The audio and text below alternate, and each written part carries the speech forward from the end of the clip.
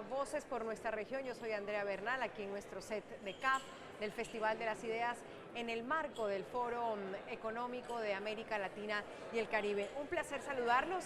A esta hora me acompaña Claudia Leitão, ella es secretaria de la Economía Creativa del Ministerio de Cultura de Brasil. Nada más y nada menos. Cláudia, um gusto, bem-vinda. Fico muito feliz de estar com vocês, de estar aqui na cidade do Panamá. Uma alegria participar do Fórum Internacional Econômico para falar sobre economia criativa. Entendí todo. Estamos ¡Qué bien, bueno! entonces, perfectos. Entendí todo, muy bien, Claudia. Hablar, justamente lo decías, de hablar de economía creativa. ¿Qué es la economía creativa? Sé que es difícil un poco explicarlo, pero al final es todo lo que nos une en este día para hablar de cultura. Sim, a economia criativa é um conceito complexo, porque é um conceito que envolve dinâmicas econômicas de diversos segmentos culturais e criativos. Isso pode ser do circo ao software, das festas populares à cultura alimentar, da música aos conteúdos da internet, dos games à moda, ao design, arquitetura, urbanismo, publicidade, unidades territoriais, jardins botânicos, fauna, flora, cultura e natureza. Tudo isso é economia creativa. Desde Brasil ustedes nos traen una idea, también al resto de la región, que es Brasil creativo. Y es la importancia de la economía creativa, bueno, en Brasil, pero en América Latina. ¿Cómo es esa idea que está en Brasil, el Brasil creativo, que pueda llevarse a otros países de América Latina? O Brasil criativo é uma política, é um ato normativo que define uma decisão política estratégica do país em tratar os segmentos culturais e criativos que fazem parte dessa economia como estratégicos para o desenvolvimento do Brasil. Falar de um Brasil criativo é dizer, é se comprometer, é assumir que essa economia ela é responsável de forma direta com o soft power brasileiro. O Brasil é o país do cinema, somos agora candidatos ao Oscar. Sim. Já fomos no ano passado. Sim, então temos um cinema promissor. Somos um país grande consumidor de games, mas precisamos produzir games com as nossas histórias. Somos um país das artesanias, somos o país dos bordados, dos artesanatos em barro, em palha. Somos um país da música, um país que faz sonhar, mas que precisa ter produtos que representem, simbolizem o que somos. No entanto, sem uma política, nós não faremos isso. O Brasil Criativo é, portanto, uma decisão do governo do presidente Lula à frente à nossa ministra Margareth Menezes, que é uma ministra do carnaval, uma ministra que também é uma artista popular, de termos uma política, porque hoje o mundo inteiro praticamente tem políticas para a economia criativa. E nós no Brasil ainda não temos. Então agora a Secretaria foi criada, o Ministério da Cultura também voltou, porque o Ministério havia sido extinto no governo passado. E com a volta do governo Lula, o Ministério volta a existir e a Secretaria da Economia Criativa desenha com a população brasileira um Brasil criativo, onde estão políticas, programas, diretrizes, princípios, objetivos, segmentos, financiamento, instrumentos de implementação. Tudo isso compõe o Brasil Criativo, que está na mão do presidente Lula para ser assinado este ano, na forma de decreto. Importante porque lo que te entiendo es que es una política. Sí. Y eso tiene que ser, primero que todo, que haya una política pública, que haya un entendimiento, que se quiera hacer.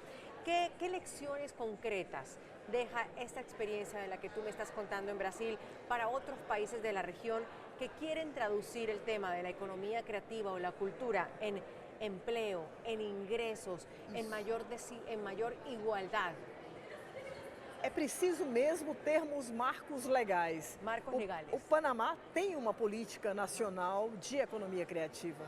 Vários países latino-americanos também têm. A Europa inteira tem, a Ásia tem, a Oceania iniciou tudo isso há 30 anos atrás. A Inglaterra, de uma certa forma, a Austrália inicia, a Inglaterra toma essa ideia e compreende que essa economia ela tem um valor crescente. E é na virada do século XX para o século XXI que essa economia vai avançando e vai se tornando cada vez mais importante na produção de riqueza dos países, o que nós chamamos de PIB, o Produto Interno Bruto. O que se observa com as pesquisas realizadas pela Unesco, pela UNCTAD, pela Organização Mundial do Comércio, é que a produção de riqueza dos segmentos culturais e criativos cresce de uma forma exponencial. Essa economia paga melhor do que as economias não criativas. Essa economia tem compromisso com a inclusão produtiva das juventudes, tem compromisso com a sustentabilidade dos territórios, onde estão os nossos patrimônios. Então, os usos dos territórios em favor da sustentabilidade são muito importantes para a economia criativa. Quando nós falamos das políticas, nós estamos dizendo que uma economia criativa ela tem que ser uma economia contra-hegemônica. É uma economia que não vai repetir os erros da economia mundo tradicional. Ela é uma economia que não polui, ela é uma economia abundante, ela é uma economia que colabora, que é circular, que se relaciona com a bioeconomia, com a economia solidária. Então, são um conjunto de economias emergentes, contra-hegemônicas, preocupadas com a não poluição, com a sustentabilidade do planeta, com a preservação dos biomas, com a dignidade dos trabalhadores, com a formalização dos negócios e com a compreensão de que pela cultura você desloca o desenvolvimento de um lugar monocultural, extrativista e insustentável para um lugar do que é comunitário, do que é solidário, do que é fraternal, colaborativo, enfim, de uma economia sustentável, de um desenvolvimento sustentável. Y finalizo con esto. Estos entornos, este foro, la CAF como un banco de desarrollo de América Latina y el Caribe, ¿cómo están aportando, cómo pueden aportar, cómo podemos trabajar juntos para todo esto que hemos conversado hoy? A CAF é importantíssima porque é uma agência de fomento e como agência de fomento reconhece a necessidade de estruturar o ecossistema cultural e criativo dos países latino-americanos e caribenhos. Sem termos esse ecossistema estruturado, aquele que cria não produz, o que produz não comercializa. Se não comercializa, não há mercados, nem consumidores.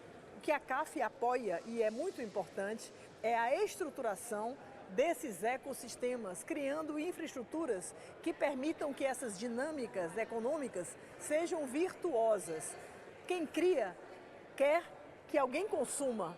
Então nós precisamos juntar compradores e vendedores. Negócios precisam surgir. Pequenos créditos nos bancos precisam existir.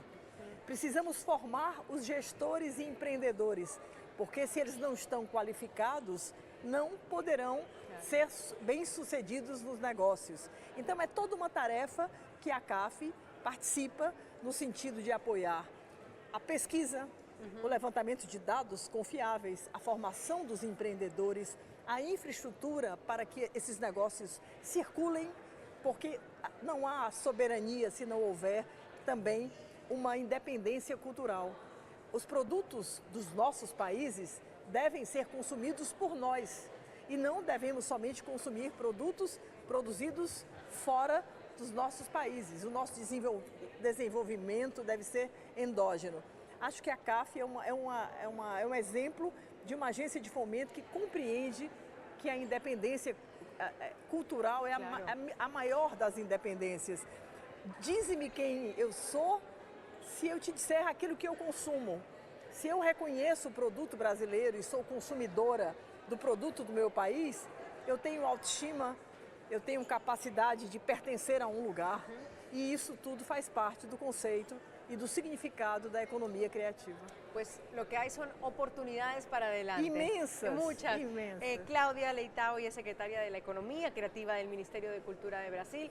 Yo más feliz porque entendí casi todo. Me fue muy bien, Claudia. Estamos muy bien en nuestras Un placer lenguas. haberte tenido Placer aquí en es mío. Panamá. Muchas gracias. Encantada. Hasta la próxima. Hasta Gracias. la próxima.